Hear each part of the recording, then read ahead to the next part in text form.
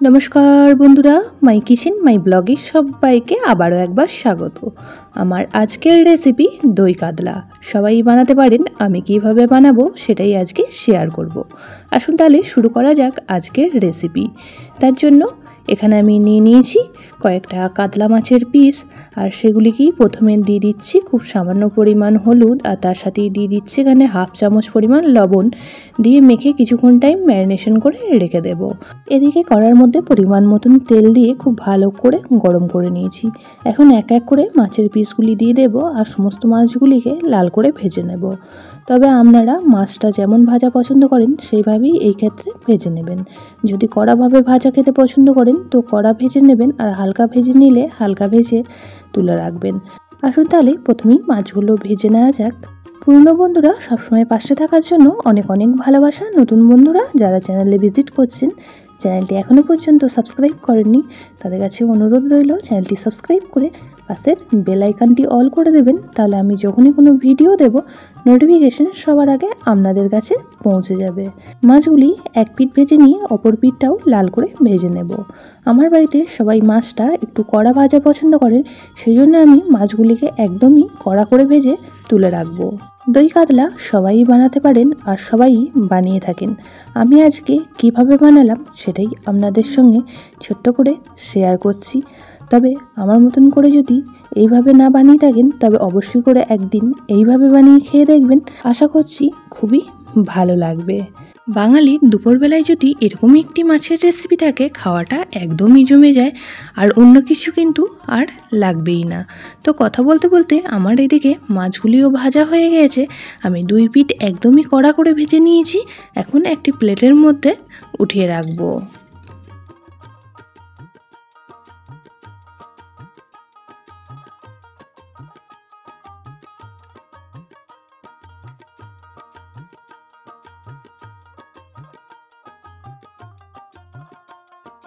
মাছগুলি ভেজে তুলে নেওয়ার পর কড়ার মধ্যে যে অবশিষ্ট তেলটা রয়েছে তার মধ্যেই এখন বাকি রান্নাটুকুনি করে নেব। প্রথমেই ফোড়নে দিয়ে দিলাম কয়েকটা ছোটো এলাচ, তার সঙ্গে দুটো শুকনো লঙ্কা, আর দিয়ে দিয়েছি এক টুকরো দারচিনি আর 2 থেকে 3টে লবঙ্গ।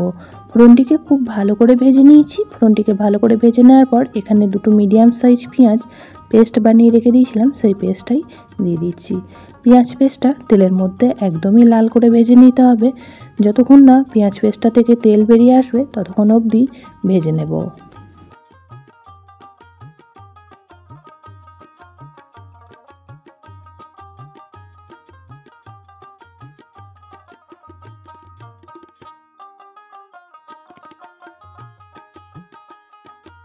পেঁয়াজ পেস্টটিকে একদমই লাল করে ভেজে নিয়েছি, দেখেই বুঝতে পারছেন পেঁয়াজ থেকে তেল বেরিয়ে আসছে।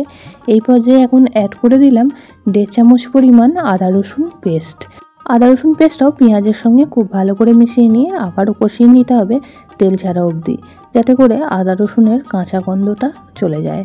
তো এখন আদা রসুনটা খুব ভালো করে কষিয়ে নেওয়ার পর এখন গুঁড়ো মশলাগুলি একে একে অ্যাড করে দিচ্ছি। দিয়ে দিলাম হাফ চামচ জিরে গুঁড়ো, হাফ চামচ ধনিয়া গুঁড়ো, হাফ চামচ হলুদ গুঁড়ো, আর তার সঙ্গে দিয়ে দিচ্ছি হাফ চামচ পরিমাণ লঙ্কা গুঁড়ো। অবশ্যই ঝালটা বুঝে শুনে আপনারা অ্যাড করে দেবেন। সামান্য একটু জল দিয়ে দিচ্ছি। আবারও সমস্ত মশলা তেল ছাড়া অবধি খুব ভালো করে কষিয়ে নেব। যত ভালো করে কষিয়ে রান্নাটা করা হবে এই দই কাতলার টেস্টটা কিন্তু ততটাই ভালো আসবে। 2 থেকে 3 মিনিট সময় নিয়ে মশলাটা কষিয়ে নিয়েছি, আর মশলাটা খুব সুন্দরভাবে কষানো হয়ে গেছে। এই পর্যায়ে অ্যাড করে দিলাম 1 চামচ পোস্ত, আর 4 থেকে 5টা কাজু পেস্ট বানিয়ে রেখে দিয়েছিলাম, সেই পেস্টটাই দিয়ে দিলাম।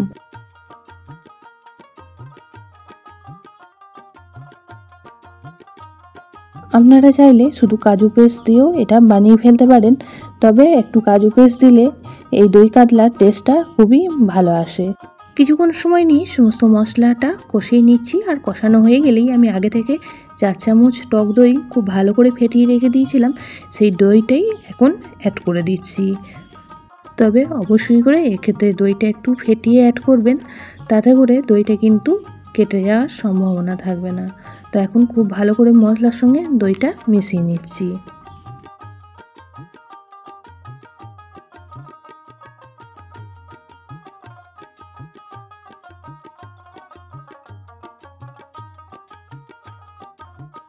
এই পর্যায়ে এখন অ্যাড করে দিচ্ছি পরিমাণ মতন লবণ, আর তার সাথেই স্বাদের ব্যালেন্সের জন্য অ্যাড করে দেবো খুব সামান্য পরিমাণ একটু চিনি।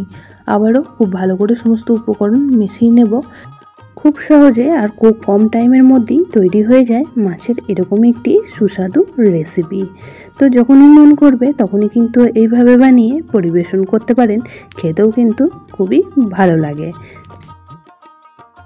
সমস্ত মশলা খুব ভালোভাবে কষানো হয়ে গেছে, মশলা থেকে তেল রিলিজ হচ্ছে। এই পর্যায়ে দইয়ের বাটিটা ধুয়ে কিছুটা জল অ্যাড করে দিলাম, আর তার সাথেই 1 কাপ পরিমাণ জল অ্যাড করে দিলাম। দই কাতলার ক্ষেত্রে গ্রেভিটা কিন্তু একদমই ঘন হয়, তাই খুব বেশি জল দেওয়ার প্রয়োজন নেই। এখানে 1 কাপ পরিমাণ জলই অ্যাড করে দিয়েছি। এখন গ্রেভিটা ফোটার অপেক্ষা করব। গ্রেভিটাও ফুটতে শুরু হয়েছে। এখন ভেজে রাখা মাছগুলি দিয়ে দিলাম। খুব ভালো করে একবার নাড়াচাড়া করে নিয়ে 2 মিনিট সময় নিয়ে রান্না করে নিয়েছি। আর 2 মিনিট পর দেখুন গ্রেভিটা কতটা সুন্দর তৈরি হয়ে গিয়েছে।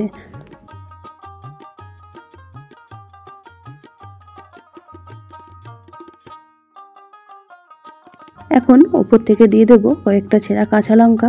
অবশ্যই করে কাঁচা লঙ্কাটা এই পর্যায়ে অ্যাড করবেন। দই কাতলায় কাঁচা লঙ্কার ফ্লেভারটা কিন্তু খুবই ভালো লাগে। আর এখন উপর থেকে দিয়ে দিলাম বেশ কিছুটা পরিমাণ ধনেপাতা কুচি। এখন খুব ভালো করে মিশিয়ে নেব, আর মিশিয়ে নিলেই কিন্তু রেডি হয়ে যাবে আমাদের দই কাতলা। এখন গ্যাসের ফ্লেমটা অফ করে দেব, আর স্ট্যান্ডিং টাইম করে রেখে দেব 30 মিনিট। তারপর একটা প্লেটের মধ্যে পরিবেশন করে দেব। আজকের রেসিপিটি কেমন লাগলো অবশ্যই কমেন্ট বক্সে জানাবেন। তার সাথে একটা লাইক করে দেবেন। বেশি ভালো লেগে থাকলে একটা শেয়ার করে দেওয়ার অনুরোধ রইল। সবাই খুব ভালো থাকবেন, সুস্থ থাকবেন। আবারও দেখা হবে অন্য কোনো ব্লগ বা রেসিপির সাথে। ততক্ষণের জন্য সবাইকে টাটা।